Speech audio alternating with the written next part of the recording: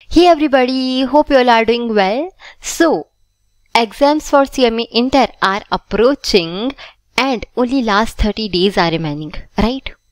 And we must be knowing what should be the exact strategy that we should follow to clear the exams, right? सिर्फ 30 दिन बाकी है, क्या strategy होनी चाहिए? अभी तक हो सकता है कि जो आपने प्रिपरेशन की हो एग्जाम्स की वो एकदम वैसी ही गई हो जैसे कि आपने प्लान की हो, राइट? या फिर ऐसा भी हो सकता है कि आपने प्लान कुछ और किया हो और आपकी प्रिपरेशन उस तरीके से ना गई हो due to festive seasons, right? अगर ऐसा हुआ भी है, आपका प्लान जो है उससे आप काफी ज्यादा अगर डेविएट हुए भी हैं, तो first of all you are not suppose to be in panic. आपको पैनिक नहीं होना है. वॉट एवर इज गॉन, ठीक है? जो हो गया है वो हो चुका है. We should not dive into the past. We have to see कि हमें फ्यूचर में क्या करना है, राइट? सो ये जो 30 दिन है, they are going to be your golden period, right? इन्हें हमें किस तरीके से यूटिलाइज करना है वो हमारे लिए काफी ज्यादा जरूरी है. तो वी मस्ट बी नोइंग कि हम किस तरीके से इन 30 दिनों को यूटिलाइज करें, किस तरीके से प्लान करें. So in this video we are going to discuss कि हमारी इन 30 दिनों में क्या स्ट्रेटेजी होनी चाहिए या किस तरीके से हम इन 30 दिनों में प्रिपरेशन करेंगे. ओके, चलो. तो फर्स्ट ऑफ ऑल बच्चों, हमारे पास में कितने सब्जेक्ट्स हैं? हमारे पास में टोटल 8 सब्जेक्ट है. हमारे पास में 2 ग्रुप्स हैं.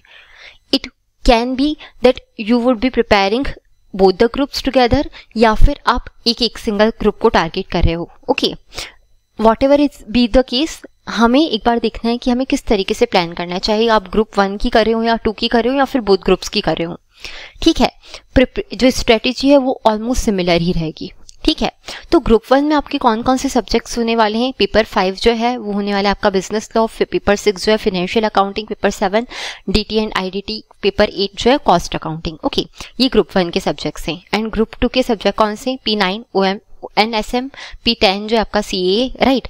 P11 जो है वो FMDA एंड P12 जो है मैनेजमेंट अकाउंटिंग MA, राइट? तो ये आपके 8 सब्जेक्ट्स हैं. अब इनमें से आपको ये देखना है कि कौन से सब्जेक्ट्स प्योरली थियरी सब्जेक्ट्स हैं. फॉर एग्जाम्पल आपका बिजनेस लॉ जो है वो प्योरली थियरी सब्जेक्ट है. डीटी आईडीटी को भी आप थियरी में मान सकते हैं. ऑब्वियसली प्रैक्टिकल क्वेश्चंस बनते हैं बट स्टिल यहाँ पर थियरी है, ठीक है? टेक्स्ट के जो प्रोविजन है वो थियरी में है. तो प्रैक्टिकल क्वेश्चंस अगर बनते भी हैं तो मेजरली आप थियरी का यूज करके यहाँ पर प्रैक्टिकल यूज कर रहे हैं, राइट? उसके अलावा जो FA एंड कॉस्ट अकाउंटिंग है वो मेजरली किस में जा रहे हैं? प्रैक्टिकल में जा रहे हैं, राइट? तो आपका स्ट्रॉन्ग पॉइंट क्या है इसमें से? आपका स्ट्रॉन्ग पॉइंट थियरी है या फिर प्रैक्टिकल है? उस अकॉर्डिंग आपकी जो स्ट्रेटेजी है वो थोड़ी सी वेरी करेगी. और उसके अलावा जो भी थियरी सब्जेक्ट्स हैं, आपके पास आपके नोट्स होंगे या फिर आपके हैंड रिटन नोट्स होंगे या फिर आपने जो बुक है उसको रेफर किया होगा, ठीक है? तो अब यहाँ पर आपको क्या करना है? सबसे पहला, जो भी थियरी सब्जेक्ट्स हैं, प्योरली थियरी सब्जेक्ट्स हैं, उनके आपको समरी नोट्स बनाने हैं. क्या करना है आपको? समरी नोट्स बनाने हैं. ओके, समरी नोट्स का मतलब क्या हुआ यहाँ पर? किस तरीके से बनाना है? फॉर एग्जाम्पल जहां पर भी पॉइंट्स आ रहे हैं वो पॉइंट्स की आपको नोटिंग करनी है और उस पॉइंट्स के अंदर क्या क्या कवर हो रहा है, राइट? उसको क्रक्स में लिखना है. ये समरी नोट्स कुछ इस तरीके के होने चाहिए कि आप लास्ट डे पर उसको रेफर कर सकें. देखो, होता है कि एक दिन पहले, एग्जाम के एक दिन पहले सारा का सारा सिलेबस पूरा का पूरा कवर करना, it would be very difficult. Okay, तो वी शुड हैव समथिंग जिसको हम रेफर करें. कहाँ पर? लास्ट टाइम पर. तो उसके लिए अभी से आपको क्या करना है? समरी नोट्स बनाकर रखने. If you have already made it very well, लेकिन अगर नहीं भी बनाए तो भी इतना कम टाइम नहीं है हमारे पास में. अभी भी हम समरी नोट्स को बना सकते हैं. जो आपके मेन नोट्स हैं, राइट? जो आपके मेन नोट्स हैं उनसे आपको क्या करना है? उनको कंसाइज करना है. समरी नोट्स बनाने 2 फायदे होंगे उससे. एक तो जब आप मेन नोट से समरी नोट्स बनाएंगे तो आप बहुत अच्छे से गो थ्रू कर रहे होंगे हर एक चीज को, तो कोई चीज आपकी स्किप होगी नहीं, कोई कंसेप्ट आपका स्किप होगा नहीं. सारा कवरेज हो जाएगा, आपका रिविजन हो जाएगा. उसके साथ में आपको बनकर अपने खुद के नोट्स मिल जाएंगे जो कि आप एग्जाम के एक दिन पहले रेफर करेंगे.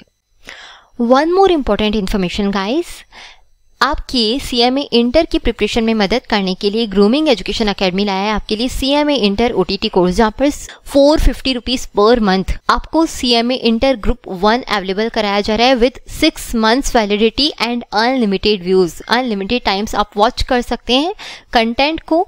उसके अलावा वहाँ पर आपको ई बुक्स फ्री डाउनलोड करने की भी फैसिलिटी प्रोवाइड की जाएगी। यहाँ पर आप ग्रुप 1 पूरा भी चेकआउट कर सकते हैं। इसके अलावा आप इंडिविजुअल सब्जेक्ट्स अगर परचेज करना चाहते हैं तो आप वो भी बाय कर सकते हैं।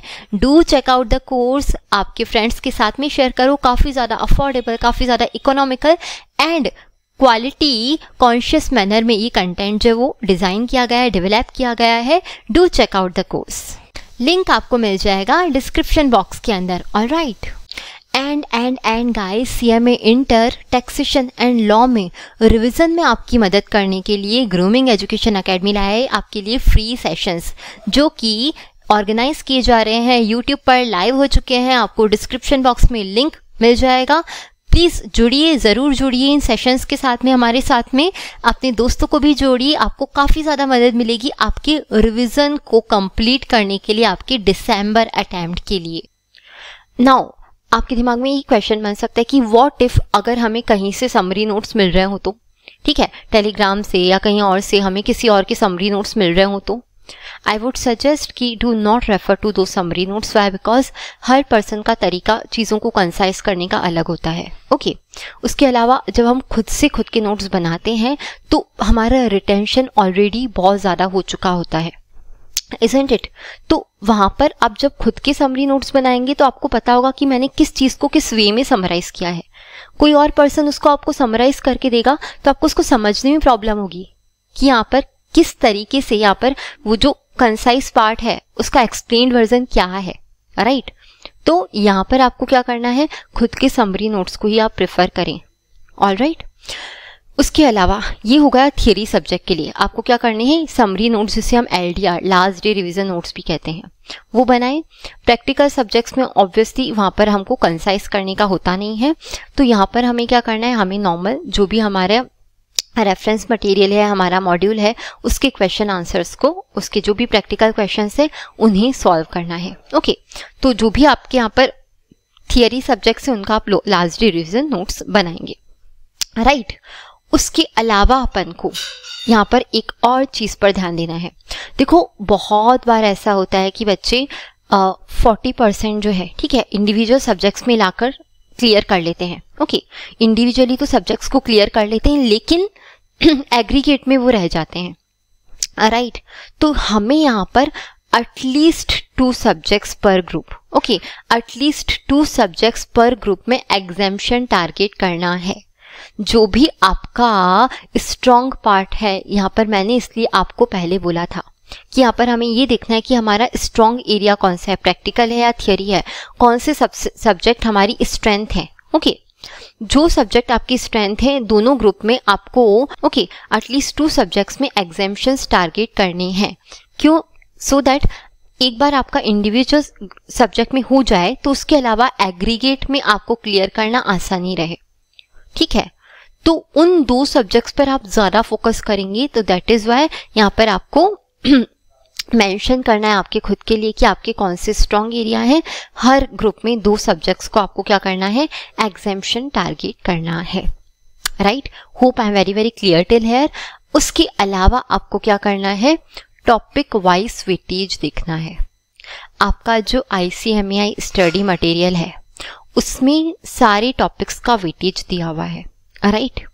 अब आपके उनमें से कुछ चैप्टर्स ऐसे होंगे, कुछ एरियाज ऐसे होंगे जो कि आपको काफ़ी पसंद होंगे, आपको काफ़ी इजी लगते होंगे, राइट? और कुछ एरियाज जो है वो आपको कुछ डिफिकल्ट लगते होंगे, पढ़ने में मज़ा नहीं आता होगा। तो यहाँ पर आपको क्या करना है, जो भी एरियाज आपको अच्छे लगते हैं हर एक सब्जेक्ट में जो भी एरियाज आपको पसंद हैं, जिनमें आपकी कमांड अच्छी है, ऐसे आप टॉपिक्स को चूज करेंगे, ठीक है? 50% वाले ऐसे सारे के सारे टॉपिक्स, ठीक है, जो कि आपको पसंद है और 50% का वेटेज कवर कर रहे हैं, उनको आपको बहुत अच्छे से करना है, right? I hope I am clear. For example business law में ओके कंपनी लॉ है, अदर लॉ है, बिजनेस एथिक्स है, राइट। तो अब यहाँ पर कंपनी लॉ आपका 40% वेटेज कवर कर रहा है, राइट। अगर कंपनी लॉ पर आपकी कमांड बहुत अच्छी है तो आप 40% वो लें और बाकी और 10% आप देख लो कि आपको कौन सा पार्ट सबसे ज़्यादा अच्छा लगता है, आपका स्ट्रॉन्ग एरिया कौन सा है। इस तरीके से 50% वेटेज वाला जो भी पार्ट है, ठीक है, उससे आपको बहुत डेडिकेटेडली करना है और बाकी 50% है उसको भी अच्छे से करना है। लेकिन एक जो 50% है उस पर आपकी कमांड बहुत अच्छी होनी चाहिए सो दैट इंडिविजुअल सब्जेक्ट्स को क्लियर करने में आपको आसानी रहे। उसके अलावा आपको स्किप कुछ भी नहीं करना है, ठीक है। आपको ट्राई करना है कि आप स्किप कुछ भी ना करें, सारे के सारे टॉपिक्स आपको कवर करने हैं। चाहे भले पूरी तरीके से अच्छे से नहीं आते हो चलेगा, कुछ हम लिखने लायक बच्चे, एग्जाम में क्वेश्चन आ जाए ना तो हम लिखने लायक रहने चाहिए। ऐसा नहीं होना चाहिए कि एकदम ब्लैंक हो हम, जब एग्जाम में क्वेश्चन है किसी टॉपिक को लेकर हम छोड़ के गए हैं, एकदम ब्लैंक नहीं होने चाहिए, उसको लेकर हमें कुछ ना कुछ आना चाहिए सो दैट हम वहाँ पर राइटिंग कर सकें, ओके। तो हर एक सब्जेक्ट में आपको ऐसा करना है, हर एक सब्जेक्ट में 50% वेटेज वाले वो सारे टॉपिक्स जो है वो लिस्ट आउट करने हैं जो कि आपके स्ट्रॉन्ग एरियाज हैं और उनको बहुत अच्छे से ब्रश अप करना है। और बाकी जो 50% है उस पर थोड़ा सा कम ध्यान, ठीक है, रिलेटिवली कम ध्यान जो है वो आप दे सकते हो, ओके। एंड फाइनली उसके अलावा आपको कौन कौन से मटेरियल यूज करने हैं, आपका फोकस किन चीज़ों पर होना चाहिए। तो first of all ICMI study material, that is God, okay. Study material को आपको बहुत अच्छे से ध्यान देना है, कोई क्वेश्चन उसका स्किप नहीं करना है क्योंकि कहीं ना कहीं आपके जो क्वेश्चंस पूछे जाते हैं एग्जाम में वो स्टडी मटेरियल से कॉपी पेस्ट आ जाते हैं। किसी किसी पेपर में तो पूरा का पूरा जो पेपर है, सारे के सारे क्वेश्चंस, ऑलमोस्ट 90% क्वेश्चंस जो है वो सारे स्टडी मटेरियल से आ जाते हैं, ठीक है। तो वो आपको बोनस के जैसा लगेगा। स्टडी मटेरियल को आपको बिल्कुल लीव नहीं करना है। उसके अलावा प्रीवियस ईयर क्वेश्चन पेपर्स जो हैं वो आपको सारे सॉल्व करने हैं and apart from that previous year MTPs जो हैं उन्हें भी आपको सबको सॉल्व करना है, राइट। एक बार आप स्टडी मटेरियल को गो थ्रू कर लेते हैं, उसके बाद में आप क्या कर सकते हैं, प्रीवियस ईयर क्वेश्चन पेपर्स जो हैं उनको देखें और फिर मॉक टेस्ट देना शुरू करो, ठीक है। जितना टाइम आपके पास बचता है एटलीस्ट आप देखो कि 1 से 2 मॉक टेस्ट पेपर्स तो आप दे पाओ, राइट। उससे ज़्यादा हो पाते हैं तो वेल एंड गुड, अगर नहीं हो पाता है तो भी कोई बात नहीं, एटलीस्ट 1 से 2 मॉक टेस्ट पेपर आपको देने चाहिए, अटेम्प्ट करने चाहिए एकदम एग्जाम सिनेरियो जैसे, ओके। और उसके अलावा बाकी जितने भी MTPs हैं उनको आपको सॉल्व करना है, एज इन आपको देखना है उसके क्वेश्चन आंसर जो है उनको समझना है कि क्या हो रहा है। लेकिन एटलीस्ट 1 से 2 मॉक टेस्ट पेपर आपको पूरे अटेम्प्ट करने हैं, राइट। जो 3 आवर्स का आपका टाइम पीरियड होता है उसमें आपको अटेम्प्ट करने हैं, आपको देखना है कि आप किस तरीके से जा रहे हैं, किस तरीके से आप सॉल्व कर पा रहे हैं। अब हो सकता है कि वो जो MTP आप दें, ठीक है, उसमें आप काफ़ी अच्छा कर पाए हों, राइट। अगर आप काफ़ी अच्छा कर पाए हैं तो डोंट बी ओवर कॉन्फिडेंट, उस पर आपको एक अच्छा कॉन्फिडेंस आना चाहिए और उसको और अच्छा इम्प्रूव करने में आपको ध्यान देना चाहिए। लेकिन अगर अच्छा नहीं जाता है, आप एग्जाम उसको एकदम अटेम्प्ट नहीं कर पाए, बहुत परेशानी हो गई, तो भी पैनिक नहीं होना है। हमको क्या करना है, उसमें इम्प्रूव करना है। हमें वहाँ पर जो चीज़ें हैं, कौन कौन सी चीज़ों में हम लैग हो रहे हैं, कौन कौन से एरियाज़ में हम लैग हो रहे हैं, कहाँ पर हमें परेशानी आ रही थी, किस टॉपिक में परेशानी आ रही थी, क्या हमारी राइटिंग स्पीड में कमी थी, कौन से हमारी दिक्कतें रह गई हैं, ठीक है। उन चीज़ों को हमको क्या करना है, इम्प्रूव करना है, ऑलराइट। तो यहाँ पर आपको study material, previous year question paper and MTPs, इन तीनों को बहुत अच्छे से फोकस करना है इन 30 दिनों में।